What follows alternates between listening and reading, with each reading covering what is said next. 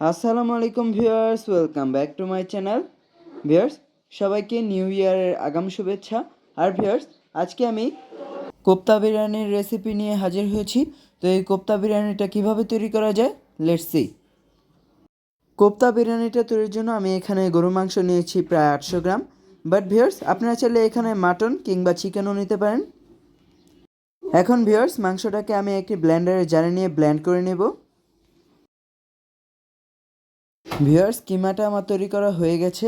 এখন ভিউয়ার্স, আমি অন্য প্রসেসে চলে যাব। এখানে ভিউয়ার্স, আমি একটি বাটিতে নিয়ে নিয়েছি ধনিয়া পাতা, পেঁয়াজ কুচি অ্যান্ড মরিচ কুচি, ধনিয়া পাতাটাও কুচি করে নিয়েছি। এখন এখান থেকে কিছুটা পেঁয়াজ কুচি সাইড করে রেখে দেব। এখন ভিউয়ার্স, এগুলোকে আমি লবণ দিয়ে মেখে রাখবো যাতে এগুলো নরম হয়ে যায়। এখন ভিউয়ার্স, অ্যাড করে নেবে এখানে আদা রসুনের পেস্ট অ্যান্ড অ্যাড করে নেবে এখানে লাল মরিচ গুঁড়া, হলুদ গুঁড়া, ধনিয়া গুঁড়া, জিরা গুঁড়া ও গরম মশলা গুঁড়া। এখন ভিউয়ার্স, এই ইনগ্রেডিয়েন্টসগুলোকে ভালো করে মিশিয়ে নেব। এখন ভিউয়ার্স, এই ইনগ্রেডিয়েন্টসগুলোকে মাংসের কিমার সাথে মিক্স করে নেব ভালো করে। অ্যান্ড ভিউয়ার্স, অ্যাড করে নেব লেবুর রস, অ্যাড করে নেব ভিউয়ার্স ডিম। আর আমি একটি বাটিতে একটি ডিম ফেটিয়ে নিয়েছি, এখান থেকে অল্প অল্প করে অ্যাড করব। যতক্ষণ না একটি পারফেক্ট টেক্সচার আসছে ততক্ষণ এটাকে ভালো করে মিশাবো। ভিউয়ার্স, এখন আমি এখানে অ্যাড করে নেব তেলে রাখা বেসন।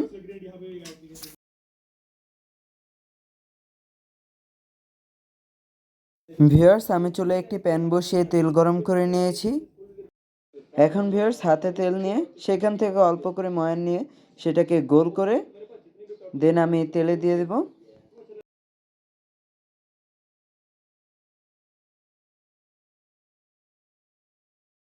এভাবে ভিউয়ার্স, আমি আরও বল তৈরি করে তেলে দিয়ে দিচ্ছি। ভিউয়ার্স, কোফতাগুলো ভাজা হয়ে গেছে, এখন আমি নামিয়ে নেব। আর এভাবে আমি বাকি কোফতাগুলো ভেজে নেব। কোফতাটাকে এখন আমি বিরিয়ানির জন্য মশলা দিয়ে রান্না করে নেব। তার জন্য আমি একটি প্যানে নিয়ে নিয়েছি তেল। তেলটা গরম হয়ে গেছে, এখন ভিউয়ার্স অ্যাড করে নিচ্ছি পেঁয়াজ কুচি,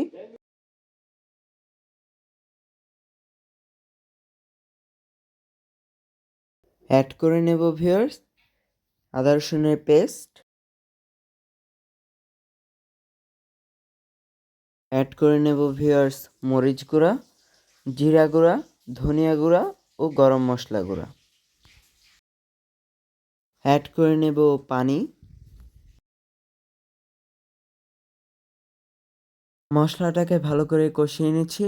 আর ভিউয়ার্স, অ্যাড করে নেব স্বাদ অনুযায়ী লবণ,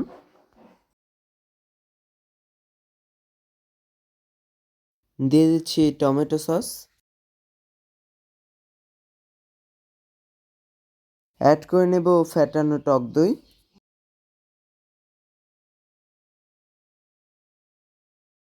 ঝোলটাতে সুন্দর একটি কালার আসার জন্য অ্যাড করে নেব এখানে বেরেস্তা। আর বেরেস্তাটাকে একটু ভেঙে দেব যাতে এটা পুরোপুরি ঝোলের সাথে মিশে যায়।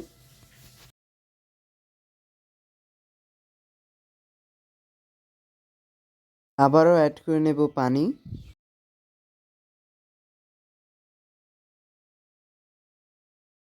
ঝোলটাতে বলক চলে এসেছে, এ পর্যায়ে অ্যাড করে নেব সেই তৈরি করে রাখা কোপ্তাগুলো। ঝোলটা টেনে এসেছে, কোপ্তাগুলো রান্না করা হয়ে গেছে। এখন আমি চলে যাব নেক্সট স্টেপে। ভিউয়ার্স, আমি বড় একটি ননস্টিক হাঁড়িতে অ্যাড করে দিচ্ছি তেল। এটাতে আমি মূলত বিরিয়ানিটা বসাবো। তেলটা গরম হয়ে গেছে, এ পর্যায়ে অ্যাড করে নেব আমি এখানে গরম মশলা, অ্যাড করে নেব ভিউয়ার্স পেঁয়াজ কুচি,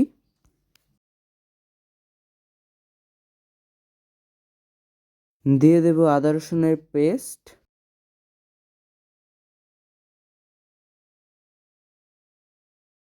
অ্যাড করে নেব ভিউয়ার্স শাহি জিরা, এখন ভিউয়ার্স অ্যাড করে নেবে এখানে প্রায় 1 কেজি চাল।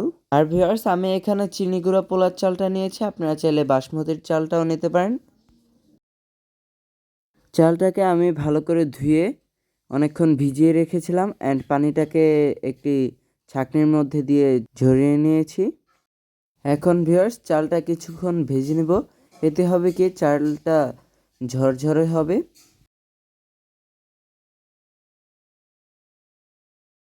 অ্যাড করে নিচ্ছি পানি, আর পানির কনসেপ্টটা একটু ক্লিয়ার করে নিই।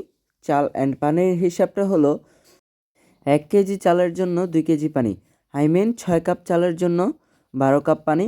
কিন্তু সেক্ষেত্রে আপনাদের চালটা যদি নতুন হয় আপনারা এখানে 6 কাপ চালের জন্য 9 কাপ পানি ব্যবহার করবেন, আর যদি চালটা পুরনো হয় সেক্ষেত্রে 12 কাপ।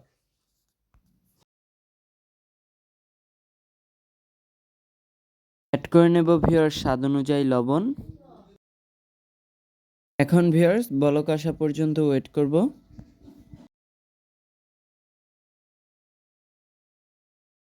এই পর্যায়ে ভিউয়ার্স অ্যাড করে নেব আমি এখানে কাঁচামরিচ অ্যান্ড ভিউয়ার্স সেই তৈরি করে রাখা কোফতার কারিটা অ্যান্ড কোফতাটা অ্যাড করে নেব। ঝোলটা পুরোপুরি অ্যাড করব, তা না হলে বিরিয়ানিতে সুন্দর একটি কালার আসবে না।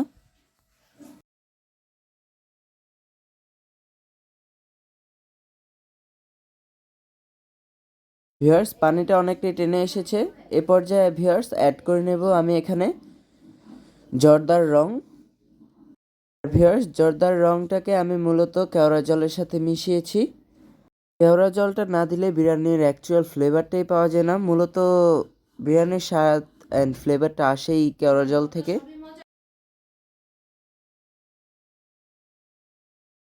এখন ভিউয়ার্স অ্যাড করে নেব ঘি। এখন ভিউয়ার্স আমি আঁচটাকে একদম লো করে দিয়ে দেন এটাকে ঢেকে রান্না করব। ভিউয়ার্স যেহেতু আমার প্যানটা ননস্টিক প্যান, নিচের দিক দিয়ে ভারী, তাই আমি নিচে কিছু দিচ্ছি না। আপনারা যদি স্টিলের কড়াই ইউজ করেন, পাতলা হাঁড়ি ইউজ করেন, সেক্ষেত্রে নিচে তাওয়া দিয়ে নেবেন অ্যান্ড আঁচটা একদম লো থাকবে। ভিউয়ার্স বিরিয়ানিটা আমার ডান। এখন ভিউয়ার্স আমি এটাকে একটু উল্টে পাল্টে মিশিয়ে নেব যাতে কালারটা অ্যান্ড ফ্লেভারটা সব জায়গায় মিশে ভালো করে।